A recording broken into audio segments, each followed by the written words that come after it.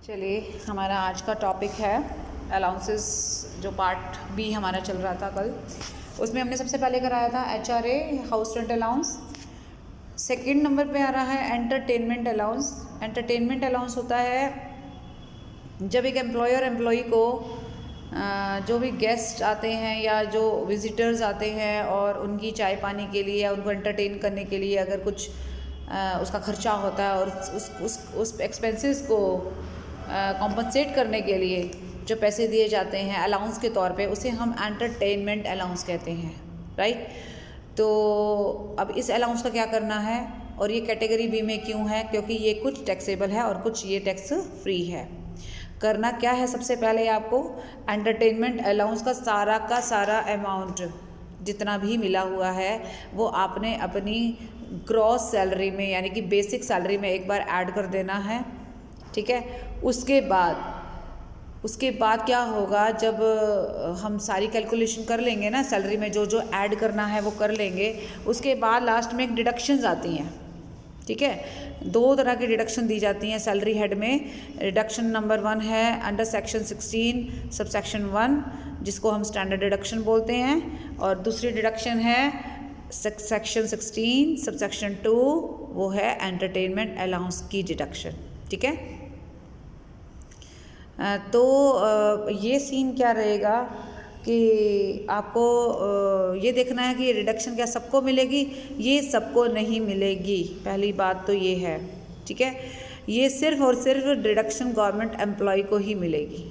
तो ध्यान रखिएगा, जितना भी अलाउंस आपको मिल रहा है वो एक बार आपने ग्रॉस सैलरी में ऐड कर देना है, और रिडक्शन नीचे जाकर सिर्फ उन्हीं को देनी है जो गवर्नमेंट एम्प्लॉयज़ होंगे। और वो किस हिसाब से देनी है वो हम डिडक्शन वाले टॉपिक में जब आएंगे तब डिटेल करेंगे, ठीक है।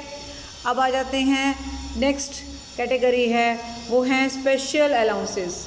Special allowances for meeting certain expenditure, यानी कुछ पर्टिकुलर खर्चों को पूरा करने के लिए जो विशेष अलाउंस आपको दिए जाते हैं। अब ये खर्चे किस तरह के हो सकते हैं? इन खर्चों को दो कैटेगरी में बांटा है। एक खर्चे हैं आपके पर्सनल और एक खर्चे हैं जो आपके काम से रिलेटेड हैं, आपकी ड्यूटी से रिलेटेड हैं, ठीक है। तो special allowance for meeting certain expenditure को दो पार्ट्स में बांटेंगे हम। सबसे पहले कैटेगरी आ रही है category A, special allowance exclusively to be incurred in the performance of the duties. मैंने ड्यूटीज़ पे सर्कल क्यों किया? ताकि आपको हाईलाइट हो जाए ये चीज़ कि अपनी ड्यूटी को पूरा करने के लिए, अपने काम को पूरा करने के लिए जो खर्चे आपको करने पड़ते हैं उसके लिए जो अलाउंस दिया जाता है that is special allowance, right, for duty या for performance of duty, right. तो इसमें बहुत सारे हैं, आई थिंक 7-8 ज़रूर होंगे। सबसे पहले हम नंबर 1 पे आते हैं, ट्रैवलिंग अलाउंस। अब ये ट्रैवलिंग अलाउंस क्या है? ट्रैवलिंग अलाउंस होता है ट्रैवल करने के लिए। सिंपल, मैं नौकरी कर रही हूँ सोनीपत में, लेकिन मुझे कॉलेज के काम से जाना है गोहाना, राइट। गोहाना जाने के लिए मैं बस का किराया जो भरूंगी तो वो क्या रहेगा? मेरा ट्रैवलिंग एक्सपेंसेस रहेगा, ठीक है। एक तो ये बात हो गई। दूसरी चीज़ ये भी हो सकती है कि अगर आपकी ट्रांसफ़र हो गई है, मान लीजिए मेरी ट्रांसफ़र सोनीपत से पंचकुला कर दी जाए। अब मैं यहाँ से वहाँ तो डेली अप एंड डाउन नहीं कर सकती ना, तो मुझे वहाँ ही जाके रहना होगा। तो मैंने क्या किया, अपना सामान पैक किया और वहाँ पे घर किराए पे लिया या जैसे भी मैनेज किया और मैं अपना वहाँ शिफ्ट हो गई। तो यहाँ से जाने का, अपने सामान को पैक करने का, वहाँ ले जाने का जो भी मेरा खर्चा हुआ, लेकिन वो क्यों हुआ? क्योंकि वो इसलिए हुआ ना क्योंकि मेरी ट्रांसफ़र कर दी गई। अब मेरे को वहाँ तो जाना ही पड़ेगा, ठीक है ना। तो ट्रांसपोर्टेशन ऑफ पर्सनल इफेक्ट्स, यानी जो मेरा सामान पैक होगा उसको ले जाने का जो खर्चा होगा, और ट्रांसफ़र जब मेरे को किया जाएगा उसका जो खर्चा होगा, क्लियरली बता रहा है cost of travel on tour और ऑन ट्रांसफ़र, राइट। टूर पे जा रहे हो या फिर आपकी ट्रांसफ़र हो गई है, तो इस तरीके के जो खर्चे होंगे वो हमारे ट्रैवलिंग एक्सपेंसेस माने जाएंगे। और उसमें क्या, मान लीजिए मुझे 2000 रुपये मिल गए पैकिंग के खर्चे के तौर पे, और मान लीजिए मैंने ट्रेन की टिकट बुक कराई, उसमें सामान पैक करवा के रखवाया, सारा कुछ किया, मेरा एक्चुअल खर्चा आ गया 1500 रुपये और मुझे मिला 2000 रुपये, तो 500 रुपये बच गए मेरे। जो बच गए वो टैक्सेबल होंगे, और अगर खर्च हो गए तो कुछ भी टैक्सेबल नहीं होगा। अब समझ में आया? तो हम ही किस कैटेगरी में हैं? हम कैटेगरी बी में हैं। कैटेगरी बी क्या कहती है कि ये जो अलाउंस आपको मिलेंगे ये पर्टिकुलर अमाउंट तक तो होंगे एग्जाम्प्ट, और कुछ अमाउंट होगा इनका टैक्सेबल। तो अब आपने ये देख लिया कि आपके खर्चा हुआ 1500, आपको मिले 2500 रुपये आपके रह गए, तो 500 रुपये आपके टैक्सेबल हो जाएंगे, 1500 रुपये का टैक्स फ्री हो जाएगा, क्योंकि वो तो एक्चुअल खर्चा हो ही गया और वो भी ड्यूटी के लिए ही हुआ है। समझ में आई मेरी बात? तो याद रखिए इस कैटेगरी में जितने भी पॉइंट्स आएंगे ना, उन सब में एक ही फंडा इस्तेमाल करना है कि खर्चा कितना हुआ और मिला कितना। अगर कुछ बचा तो आपका टैक्सेबल होगा, वरना नहीं होगा। अब मान लीजिए मैं इसको उल्टा करती हूँ, खर्चा मेरा हो गया 2000 रुपीज़ एंड मिले मुझे 1500, तो माइनस में मामला चला गया ना। बट माइनस जैसी कोई सीन सैलरी में नहीं हम ऐसे करेंगे मैनेज, हम सिर्फ वो सैलरी का मतलब इनकम से है, लॉस फ्रॉम सैलरी कभी नहीं होता है, इनकम फ्रॉम सैलरी होगा ना। तो कुछ ना कुछ अर्न ही कर रहे हैं हम। अगर अर्न करेंगे तो वो पॉजिटिव में आना चाहिए या ज़ीरो में, लेकिन नेगेटिव में कभी नहीं जाएगा। हालांकि यहाँ पे तो लग रहा है कि भाई मैंने खर्चा ज़्यादा कर दिया और मेरे को पैसे कम मिले हैं, बट फिर भी आप उसमें -500 जैसी कोई एंट्री नहीं कर सकते। It is the rule, right? So अगर बचाओगे वो आपकी समझदारी है, बचा लेते हो तो आपको उसके ऊपर फिर उतने का ऊपर टैक्स देना है। और नहीं बचते, अगर आप दिखा देते भाई देखो ये मेरा बिस्तर का किराया ये है फलाना ढिमकाना है, लोग क्या करते हैं कि इस तरीके के बिल प्रोड्यूस कर देते हैं जिससे कि ये पता लग जाए कि भाई हाँ ये तो सारा खर्च हो गया, तो कुछ भी टैक्सेबल अमाउंट नहीं रखता।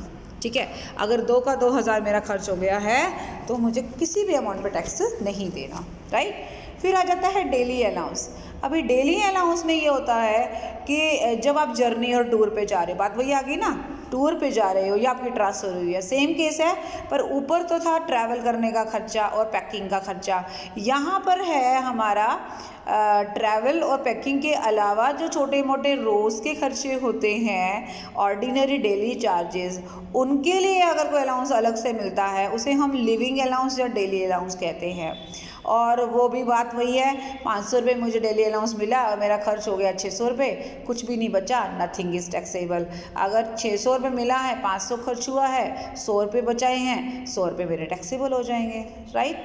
तो ये ध्यान रखिएगा, मंथ का जरूर हिसाब देखना। अगर अब जैसे इस एग्जाम्पल में 100 रुपये पर डे मिलता है आपको 8 दिन का, तो 800 रुपये जेब में आ गए ना, और आपका खर्चा हुआ 600 रुपये 8 दिन का, तो 200 रुपये एक बंदे ने बचा लिया रामनाथ ने, तो 200 रुपये हमारे टैक्सेबल हो जाएंगे, तो balance of 200 will be taxable income, simple. तो ये देख लेना, पर डे का है, पर मंथ का है, पर वीक का, ये ध्यान में रखना। सैलरी में जो भी कैलकुलेशन होती है वो पूरे साल की होती है। पूरे साल के दौरान अगर आपको 2000 पर मंथ मिले हैं तो 12 दूनी 24,000 मिल जाएंगे, तो आपको 24,000 के हिसाब से कैलकुलेशन करनी है, 2000 के हिसाब से नहीं।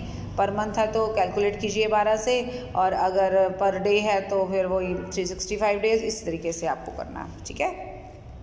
तो इन दोनों में फ़र्क समझ में आ गया ना आपको। तीसरा है कन्वेंस अलाउंस। ये देखो ये तीनों ना बड़े थोड़ा सा मतलब ऐसे लगते हैं कि नाम एकदम सेम है। अब इसमें भी गाड़ी का चक्कर है, इसमें भी टैक्सी का चक्कर है, जो ये कन्वेंस अलाउंस है। कन्वेंस का अलावा मतलब होता है व्हीकल जिसके ऊपर आप जाते हो। अभी यहाँ मैंने बस और ट्रेन पकड़ी थी, ठीक है, और यहाँ मैंने जो है अपनी ड्यूटी पूरी करने के लिए, मान लीजिए मुझे कहा जी गोहाना पे फलाना काम करके आओ, मैंने कहा जी मैं तो टैक्सी करूँगी, टैक्सी हायर की मैंने, और उसके ऊपर मैंने जो है पैसा खर्च किया, उसके बदले में मुझे अपने एम्प्लॉयर से कन्वेंस अलाउंस मिल गया। अब अगर बचा लिया तो टैक्सेबल है, और नहीं बचा तो वो मेरा टैक्स फ्री हो जाएगा, मतलब कुछ भी अमाउंट मुझे अपने उसमें नहीं डालना। तो ये वो अलाउंस है जो आप कहाँ पर खर्च करते हो, कन्वेंस पे, व्हीकल वगैरह पे, इन द परफॉर्मेंस ऑफ ड्यूटीज़। ये ध्यान में रखना, ये सारी जो कैटेगरी है वो ड्यूटी से रिलेटेड है, ठीक है? तो यहाँ पर आपने कोई व्हीकल हायर किया है जिसकी वजह से आपको खर्चा आया है, यहाँ आपने ट्रैवल किया है, ट्रैवलिंग का खर्चा और पैकिंग वगैरह का खर्चा, ये ट्रैवलिंग के अलावा अगर आपका कोई रूटीन में कोई खर्च हुआ है तो वो, ठीक है जी। ये तीनों क्लियर हो गए। नेक्स्ट आ रहा है हेल्पर अलाउंस। हेल्पर अलाउंस होता है कि आपको अपनी ड्यूटीज़ पूरी करने के लिए अगर किसी असिस्टेंट की ज़रूरत है और आपको एक असिस्टेंट प्रोवाइड किया जाता है, या आप खुद असिस्टेंट हायर करते हो और उसके बदले में जो उसको सैलरी देते हो उसको कंपनसेट करने के लिए आपका एम्प्लॉयर आपको एक अलाउंस देता है, उसे बोलते हैं हेल्पर अलाउंस, राइट। ये हेल्पर सिर्फ आपकी ऑफिशियल ड्यूटी के लिए होगा, आपके घर के काम काज के लिए नहीं होगा, आपके घर के झाड़ू पोछे के लिए नहीं होगा। This is just for the performance of official duties, right. तो अगर आप हेल्पर की मदद लेते हो और उसका पैसा जो है उसका पैसा मतलब ऑब्वियसली आप ही दे रहे हो, लेकिन आपको एक हेल्पर अलाउंस मिल रहा है, तो आप देखना कि आप इसमें कितना बचा रहे हो, कितना खर्च कर रहे हो। जितना डिफरेंस होगा वो आपका टैक्सेबल हो जाएगा। मान लीजिए मैंने उसको सैलरी दे दी है 2000 रुपये 6 महीने की, और 6 ही महीने मैंने उसको रखा है, मतलब 6 महीने के टोटल 2000 दिए हैं, पर मंथ नहीं कह रही हूँ, 6 महीने के 2000 दिए हैं मुझे, और बाद में ज़रूरत ही नहीं पड़ी उसकी, तो मैंने उसको हटा दिया। और मेरे एम्प्लॉयर ने मुझे 1000 रुपये दे दिए, तो मेरा 1000 रुपये तो माइनस में चला गया, बट क्योंकि पता है माइनस का कुछ करना नहीं है इसलिए छोड़ देंगे। लेकिन अगर मैंने दिया है 1000 और मेरा को मिले हैं 2000, तो मेरा 1000 बच गया है, that is my just income, that is my income, so it will be taxable under income from salary head, right.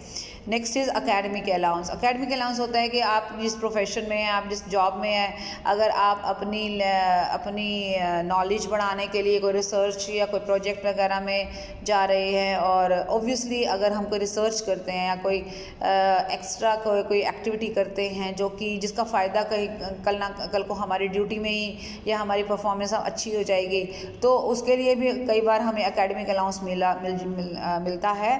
और वही वाली बात है, जितना आपको मिलेगा और जितना आप खर्च करोगे, difference will be taxable. Uniform allowance होता है, जो यूनिफॉर्म वगैरह, जैसे कई जगह ऐसे, कई प्रोफेशन ऐसे होते हैं, कई जगहें ऐसी होती हैं, जैसे कई फैक्ट्रीज़ में आप देखोगे वर्कर्स की यूनिफॉर्म होती है, कई इंजीनियरिंग कॉलेजेस में देखोगे प्रोफेसर की यूनिफॉर्म होती है। तो अगर यूनिफॉर्म के लिए कोई अलाउंस मिलता है तो वो भी ड्यूटी के लिए ही मिला, तो जितना आप बचा लेंगे वो आपका टैक्सेबल होगा, जितना आपका खर्च हो जाएगा वो आपका टैक्स फ्री हो जाएगा, ठीक है जी। यहाँ पे मैंने एक जगह ब्रैकेट किया है, इसको फ़िलहाल ब्रैकेट में ही रहने दो, इसका अभी इसके साथ कोई कनेक्शन ज़्यादा सा है नहीं, जब होगा तो मैं आपको तब डिस्कस करूँगी। ये कैटेगरी क्लियर हो गई हमारी। अब आ रहा है next category, special allowance to meet personal expenses, right. अब इस पर्सनल एक्सपेंसेस का मतलब ये होता है कि आपने देखा कि ऊपर के सारे जितने भी खर्चे थे वो कहीं ना कहीं ड्यूटी से कनेक्टेड थे, बट अभी जो आ रहे हैं वो आपकी ड्यूटी से बिल्कुल कनेक्टेड नहीं हैं। हालांकि कहीं कहीं आपको थोड़ा फील ज़रूर होगा कि नहीं है तो ड्यूटी की वजह से, बट जो अलाउंस मिलेगा ना वो पर्टिकुलर आपको पर्सनल खर्चों के लिए नहीं मिलेगा। जैसे बच्चों की ट्यूशन की फ़ीस नहीं मिल गई आपको, आपके बच्चे पढ़ते हैं स्कूल में और आपको उनके स्कूल की ट्यूशन फ़ीस के लिए एक अलाउंस मिला, तो है तो पर्सनल एक्सपेंस ना। बच्चों का खर्चा पानी तो हमारी जिम्मेदारी है, हमारे एम्प्लॉयर की थोड़ी ना है, ठीक है। इस तरीके के खर्चे पूरे करने के लिए अगर आपका एम्प्लॉयर आपको कोई अलाउंस देता है, then that will be taxable up to a certain limit under the income from salary head, right. तो इसको हमने 8 कैटेगरी में बांटा है, मतलब 8 पॉइंट हैं इसमें, जिसमें मैं आपका पहला और आई थिंक दूसरा जिसमें मैंने सर्कल किया है वो मैं नेक्स्ट टॉपिक में इसमें बताऊंगी वीडियो में। Second, third and ninth, first, second, third, ninth को फ़िलहाल छोड़ दीजिए, इसको मैं नेक्स्ट वीडियो में आपको क्लियर करूँगी क्योंकि ये थोड़ा लेंथी है। हम 4, 5, 6 और 7 को आज करेंगे। 4th पे आ जाएंगे, any allowance granted to an employee working in any transport system. अब ऐसा पर्सन जो किसी ट्रांसपोर्ट सिस्टम में काम करता है, जैसे आप किसी रोडवेज़ में ड्राइवर हो, कंडक्टर हो या क्लर्क हो, तो आप ट्रांसपोर्ट सिस्टम में हो गए ना। रेलवे में है या बस में है या एयरलाइंस में है तो ट्रांसपोर्ट सिस्टम ही हो गया ना। अगर एम्प्लॉय ऐसा है जो किसी ट्रांसपोर्ट सिस्टम में काम करता है और उसके कोई पर्सनल खर्चे हैं और वो पर्सनल खर्चे मतलब during his duty perform in the course of running of, मतलब ड्यूटी परफॉर्म करते करते जैसे एक जगह से दूसरी जगह जाता है, चाय पानी पीता है मान लो कहीं।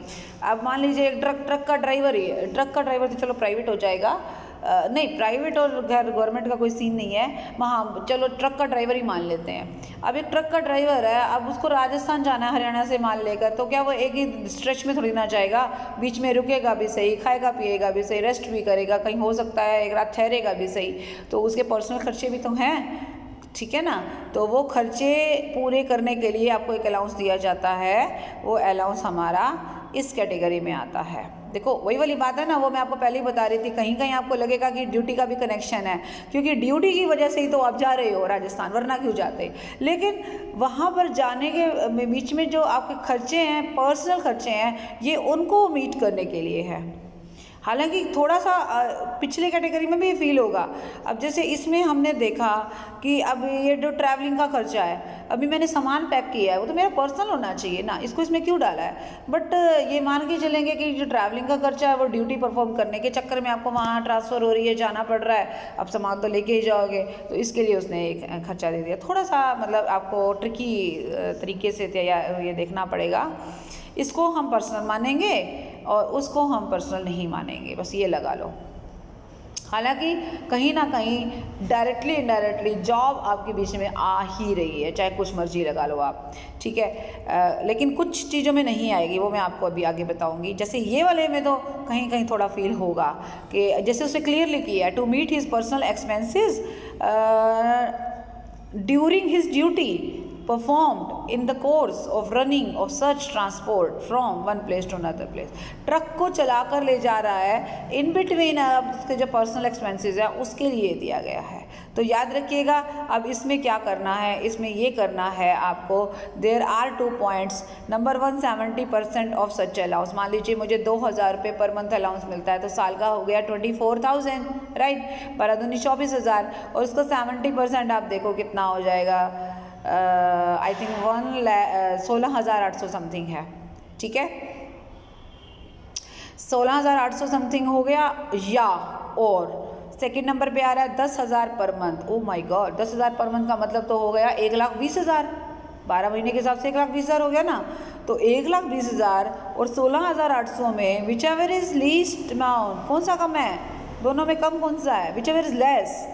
तो ऑब्वियसली हमारा 16,800 कम है, तो आपका जो अलाउंस मिलेगा उसमें से 16,800 माइनस हो जाएंगे और बाकी के पैसे आपके टैक्सेबल हो जाएंगे।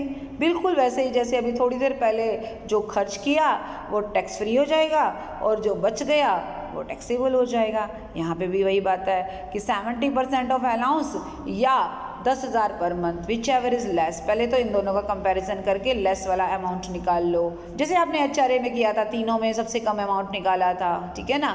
फिर उसके बाद वो वाला टैक्स फ्री हो गया था और जितना मिला था वो आपका टैक्सेबल हो गया था उसमें से माइनस करके, ठीक है। तो मान लीजिए मुझे अलाउंस कितना मिला, अभी मैंने आपको बताया 24,000, लेकिन 70% बनता है 16,800 और 10,000 पर मंथ के हिसाब से बनता है 1,10,000। इन दोनों में कम कौन सा है, 16,800।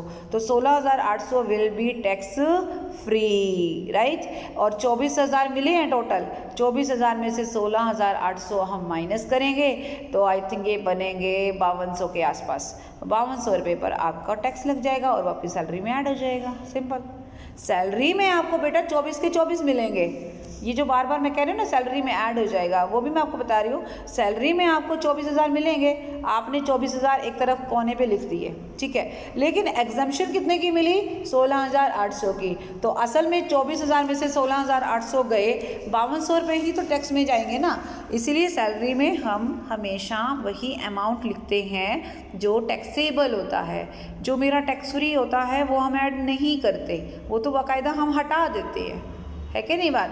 जैसे थोड़ी देर पहले डेली अनाउंस किया, मेरा 2,000 रुपये मुझे मिला, 1,500 रुपये मेरा खर्च हो गया, 500 रुपये मेरे बच गए, तो वही सैलरी में ऐड होने हैं 500 रुपये। 2,000 रुपये नहीं मिले, आपकी जेब में आए हैं 2,000, लेकिन 1,500 रुपये की एग्जेम्पशन मिल गई, 500 रुपये आपको उसमें ऐड करने हैं, ठीक है जी। नेक्स्ट आ जा रहा है चिल्ड्रन एजुकेशन अलाउंस। अब ये क्या चीज़ है, ये आपके बच्चों की एजुकेशन के लिए एक अलाउंस मिल रहा है, that is children education allowance. इसमें क्या करना होता है, इसमें ये होता है कि आपके बच्चे जब जाते हैं स्कूल, तो स्कूल में एक ट्यूशन फ़ीस देनी पड़ती है, ठीक है। जाते स्कूल में हैं, फीस ट्यूशन फीस के नाम से ही फीस होती है एक्चुअली, ठीक है। तो अब मान ली मैं अपना एग्जांपल लेती हूँ, मेरे 2 बच्चे तो स्कूलों में जाते हैं। फॉर एग्जांपल दोनों बच्चों का टोटल खर्चा ट्यूशन फीस का खाली कितना है, जितना भी होगा उसको कोई मैटर नहीं करता। सरकार या जो भी मेरा एम्प्लॉयर है उसने ठेका नहीं ले रखा कि मेरे बच्चों की पढ़ाई का, वो तो ठेका मेरा ही है। सरकार मुझे थोड़ा सा अलाउंस देगी कि चलो कुछ तो राहत आपको मिल जाए। तो क्या राहत देगी वो मैं आपको बता देती हूँ।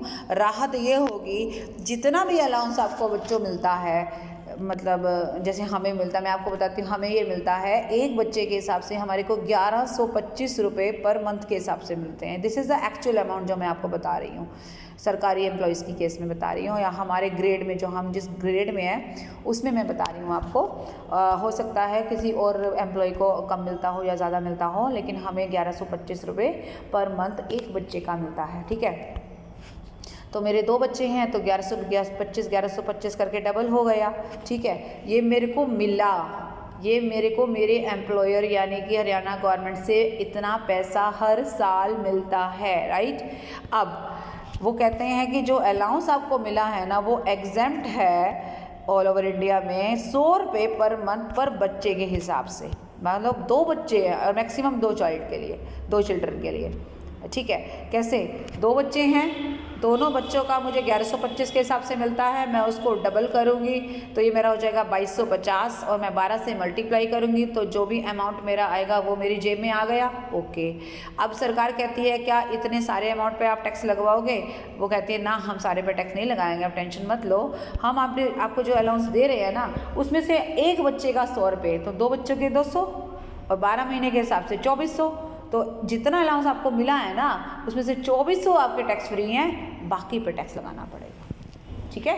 मान लीजिए मेरा अलाउंस बन रहा है टोटल साल का 1% मान लीजिए 20,000 बन रहा है दोनों बच्चों का, ठीक है। तो मुझे दोनों बच्चों के हिसाब से 2400 रुपये के एग्जाम्पशन मिलने के बाद मैं 17,600 रुपये पर टैक्स दूंगी।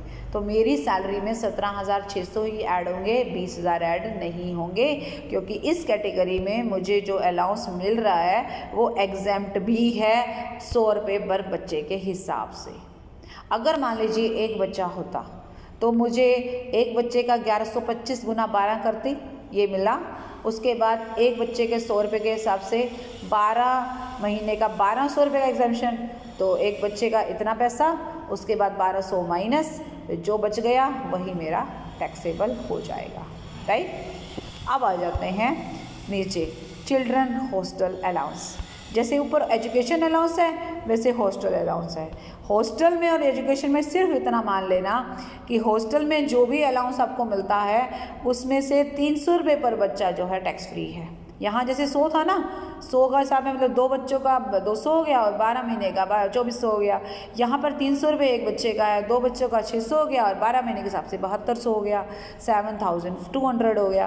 तो जितना अलाउंस मुझे मिलेगा अगर मेरे बच्चे हॉस्टल में रह रहे हैं तो उस अलाउंस में से 7200 रुपये माइनस करके बाकी जो बचेगा उस पर मेरा टैक्स लग जाएगा, ठीक है। 2 बच्चों के लिए मैक्सिमम और पूरे इंडिया में है 300 रुपये पर मंथ पर चाइल्ड। समझ में आ गया? मैंने साथ साथ ये लिख भी दिए 100 पर मंथ, 300 पर मंथ। यहाँ तक क्लियर हो गई बात? ऊपर का भी आपको बता दिया था। एंड नेक्स्ट आ रहा है मेरा ट्रांसपोर्ट अलाउंस। ये ट्रांसपोर्ट वाले चक्कर बहुत हो रहा है। एक डेली आया था, डेली अलाउंस में भी आया था, एक हमारा ट्रैवलिंग अलाउंस आया था, एक मेरा कन्वीनियंस अलाउंस आया था, एक मेरा अभी अभी यहाँ पे ट्रांसपोर्ट सिस्टम वाला आया था। ये सारों को एक तरफ लिखकर और इनका अंतर ज़रूर समझ लीजिएगा, क्योंकि मैंने आपको अलग अलग बताया है और ज़्यादातर बच्चे इधर का उधर और उधर का इधर कर देते हैं, तो ये गलत हो जाएगा। ये वाला जो अलाउंस था ना चौथे नंबर पे, ये सिर्फ उन्हीं एम्प्लॉयज़ के लिए था जहाँ ट्रांसपोर्ट सिस्टम में काम करते हैं, और 70% ऑफ एम्प्लॉय अलाउंस और 10,000 per month which ever is less that will B tax free, बाकी का टैक्सेबल हो जाएगा। और ट्रांसपोर्ट अलाउंस की जहाँ तक बात कर रहे हैं तो ट्रांसपोर्ट अलाउंस में ये सीन रहेगा कि आप एक तो गवर्नमेंट अपने एम्प्लॉयज़ को या कोई भी एम्प्लॉयर, सिर्फ गवर्नमेंट नहीं है, कोई भी एम्प्लॉयर अपने एम्प्लॉय को अगर कोई ट्रांसपोर्ट अलाउंस देता है किसी भी नाम से जैसे, तो उसकी वो किस लिए देता है, कम्यूट करने के लिए देता है। कम्यूट का मतलब आना जाना, between the place of residence and the place of duty. अभी मैं रोज़ सोनीपत के ही सोनीपत से अपने कॉलेज में आ रही हूँ, मेरा घर 15 सेक्टर में है और मैं यहाँ अपने सोनीपत मुरथल अड्डे पे आ रही हूँ, तो रोज़ का मेरा आने जाने का, मान लीजिए कि मैं गाड़ी पे आती हूँ तो मेरा पेट्रोल लगता है, अगर मैं रिक्शा पे आती हूँ तो मेरा रोज़ का जो किराया लगता है। तो ये जो ट्रांसपोर्ट अलाउंस है ना बच्चों, ये रोज़ के लिए है कि डेली आप अपने घर से ड्यूटी वाले जगह पे और ड्यूटी वाले जगह से घर तक जाने के लिए जो भी खर्चा करते हो उसके लिए जो अलाउंस मिलता है दैट इज़ ट्रांसपोर्ट अलाउंस। ये सिर्फ कुछ एम्प्लॉयज़ को ही मिलता है, ये ऊपर वाला। और जो पहले हमने किया कन्वेंस अलाउंस, वो किया था कन्वेंस तो इसलिए क्योंकि मैंने कोई गाड़ी हायर की है या कोई टैक्सी हायर की है जिससे मैं किसी पर्टिकुलर टूर पे जा रही हूँ, वो रोज़ नहीं जाती, वो कभी कभी जाती हूँ। और जो आपका ट्रैवलिंग अलाउंस मिलता था वो भी ट्रांसफ़र हुई है आपकी, तो आप सामान वामान पैक करके जा रहे हो, और वो तो वन टाइम ट्रैवल हुआ ना, बार बार थोड़ी ना आओगे जाओगे, और सामान भी पैक हो गया और आने जाने का जो आपका किराया भाड़ा है वो भी, लेकिन वो वन टाइम है। This is daily basis, on daily basis, right. तो ये क्या कर रहा है, ये कहता है कि हमारा विल बी कहाँ गया ये, हाँ, आपका 1600 रुपये पर मंथ, जितना आपको मिला ना 1600 रुपये पर मंथ आपका टैक्स फ्री रहेगा, बाकी का टैक्सेबल हो जाएगा। जैसे यहाँ पे 100 रुपये पर मंथ टैक्स फ्री है, 300 रुपये पर मंथ है, तो यहाँ 1600 रुपये पर मंथ टैक्स फ्री है। और उसके बाद जो है मेरे ख्याल से ये इसने तो कह दिया ओमिटेड हो गया है, ये तो जा चुका है असेसमेंट ईयर 19-20 से, मेरे ख्याल से इस बार से ये ख़त्म हो चुका है, क्योंकि इसमें तो क्लियरली लिख रहा है omitted with effect from assessment year 19-20, 19-20 assessment year से ये हट चुका है, इसको तो आप रहने दो, ये तो कैंसिल ही कर दो, ठीक है। ओके जी, एक सेकेंड, ये क्लियर अब इसने बोला नहीं है कि यहाँ, तो फिर अगर ये कर जाता तो इसने ये क्लॉज डालना ही नहीं चाहिए था। नीचे कह रहा है जो ब्लाइंड पर्सन है, जो हैंडीकैप्ड है ना, उनके लिए 1600 की जगह 3200 का रेट है, 3200 पर मंथ का रेट है। कोई क्वेश्चन आएगा ना तब हम क्लियर करेंगे कि क्या क्वेश्चन में ये दिखा रहा है या इसने उड़ा दिया है। अगर उड़ गया होगा तो इसे हम यहाँ इसको काट ही देंगे, ठीक है। 8th पे आ जाएंगे, अंडरग्राउंड अलाउंस। अंडरग्राउंड अलाउंस होता है, कौन सा अलाउंस, जो उन एम्प्लॉयज़ को मिलता है जो बेचारे, अब बेचारे तो क्या बोलूँ, लेकिन उनकी जॉब थोड़ी टफ है, जो माइंस वगैरह में काम नहीं करते हैं, जो ग्राउंड के नीचे जाकर, अंडरग्राउंड तभी तो बोल रही हूँ, और वहाँ पर आप देखो कितना ख़तरा होता है, मर सकते हैं, ब्लास्ट हो सकता है, एक्सप्लोजन्स हो सकते हैं, सांस घुट सकती है, बड़ा टफ होता है उनके लिए वहाँ पे सरवाइव करना। ऐसे लोगों को ऐसी जगहों पे काम करने के लिए जितना भी अलाउंस मिलता है उसमें से 800 रुपये पर मंथ हमारा टैक्स फ्री होता है, बाकी का टैक्सेबल होता है, राइट। तो ये 4 चीज़ें आपको इसमें अभी ध्यान रखनी है, और इस वाले में आपने जो है ये सारे देख लिए हैं, राइट। तो आज का हमारा टॉपिक यही रहेगा, बाकी के जो 4 पॉइंट्स रह गए हैं वो मैं आपको नेक्स्ट वीडियो में करवा दूँगी। Okay, take care, bye bye.